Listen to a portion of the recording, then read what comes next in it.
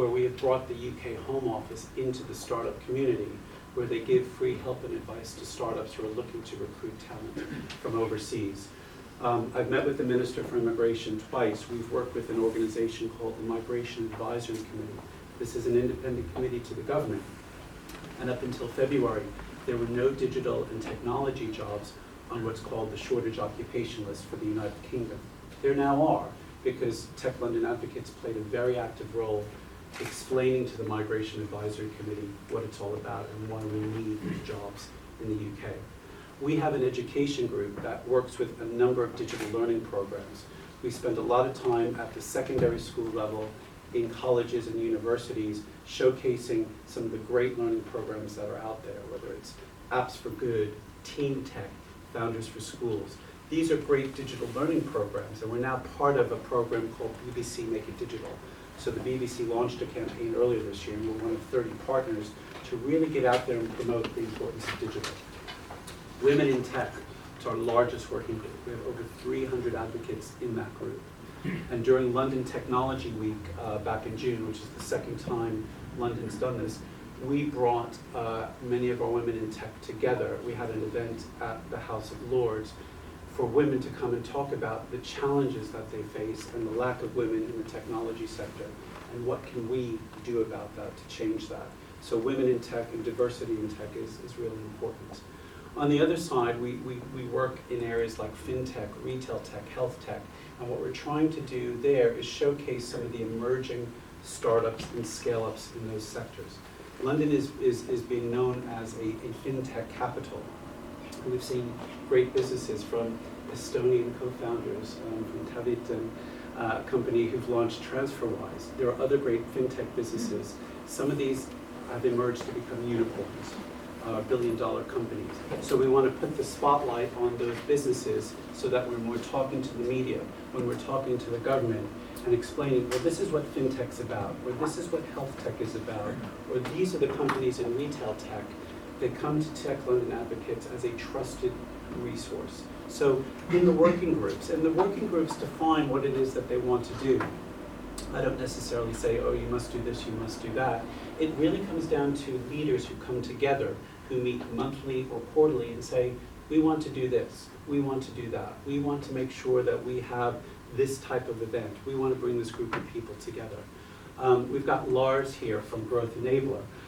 Growth Enabler and I and a few others were in Bangalore at the end of September. We did a TLA event in Bangalore. At the back of that, we launched the TLA Bangalore Working Group, which has 50 advocates in it. Why? Because we felt it was really important that we build stronger linkages between London tech and the vibrant and dynamic tech community in Bangalore. Many of them look to Silicon Valley in terms of growth and expansion, but we were there saying, well, why don't you look at London? Why don't you look at the rest of Europe as a possible alternative when you're looking to grow and expand your businesses? And that came through a working group. So there's all kinds of tactical ways in which things can get done at a grassroots level. And then my role, and I think Jeanette's role going forward, is how do we roll that up? And how do we get these messages out to the various communities across Scandinavia and across the Baltics to say, this is what's happening in the technology community. And I think the other thing that we want to do, which is new terrain for us, is how do we expose many of you here to the tech community that's being built in London and the other advocates we have around the world. And conversely, there are a lot of people in London today who are very interested in what's happening here, who look at Scandinavia, who look at the Baltics and say, I might want to grow my business, might want to expand, I might want to meet some of the entrepreneurs, I might want to fund some of the businesses that are over in Scandinavia. So that's what I think some of the things that I think we can do. Fantastic, Ross, thank you. I just want to turn a little bit to that point because that was so important. So at the Here East event in London a couple of weeks ago, I had about 10 seconds to announce that we were launching TechNordicAdvocates today through the Pagan, and within 5 minutes of me stepping on stage were probably about 30 or 40 people that came up to me from the London tech space and said, how can I join it? So what I was telling you is the interest in London to get engaged with the Nordic and Baltic tech space. It's extraordinary. One more question, just before we hand over to Jacqueline, if we may. So a very important part of both Tech London Advocates and TechNordic Advocates is our work with partners for several reasons. One of them is that we are both not-for-profit organisations, so we only exist and can do work because we work in partnership with technology companies and other players in the technology ecosystem. And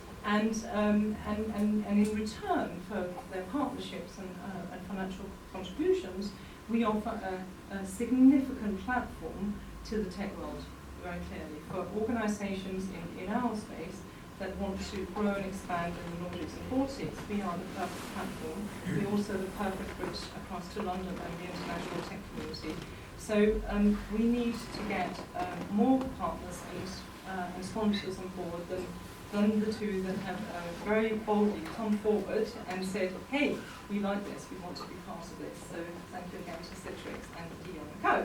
The question to Russ is, talk to us a little bit about how you work with partners and what you do for partners, what's in it for them, and what's in it for TLA. Thanks, Jeanette.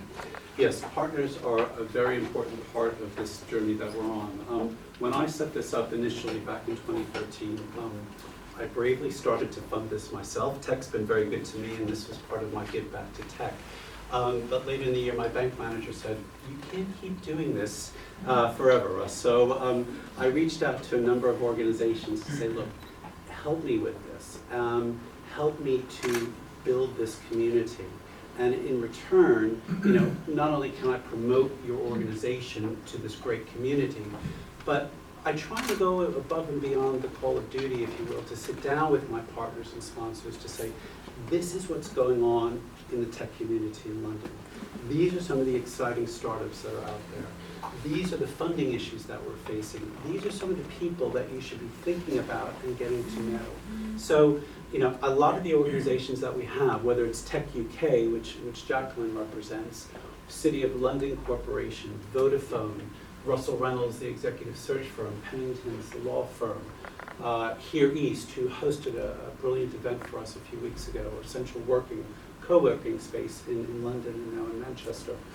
These folks, really understand and appreciate the value of the community and the network. When I set this up, I felt very passionate that because I feel tech is very open and very transparent, I wanted to make it accessible. So in London, our model is we don't charge any membership fees. The group is open to anyone to join. The way you come in is through advocate introductions. So advocates introduce advocates. You can probably tell I worked at Skype for a few years. I'm a huge believer in network effects. And it is the network effects that have helped to build this organization from zero to, well, we're just shy of 2,300 advocates today, literally by people talking to each other.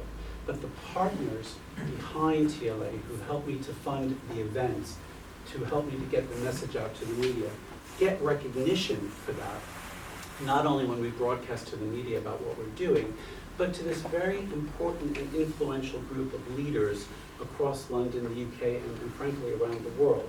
I think that is value add to them, and maybe Jacqueline can touch on that when she speaks. But I think beyond that, I know a lot about what's going on in London tech because I live and breathe it every day. Not only from a big picture point of view, but from the street level, by sitting down with startups and scale-ups and hearing what their issues and challenges are, and trying to knit all of this together in terms of what are the issues and barriers and what are the opportunities. And I try and sit down with the partners on a regular basis to say, this is what's going on. These are some of the insights that would be beneficial to your organization.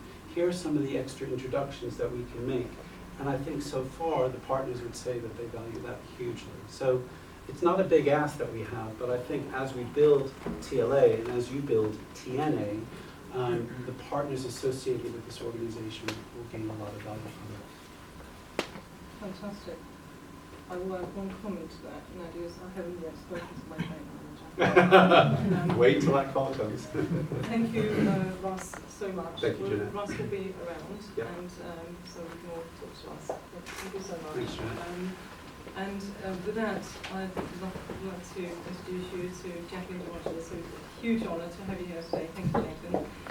So Jacqueline is president of Tech UK. It's a national Tech UK organisation. We can talk to us a little bit about that. And she's also the general manager for Northern Europe for Citrix, who are also on as well. So it's a huge honour to have you here. I will say this too. So this is something about Jacqueline got voted the most powerful businesswoman in the UK.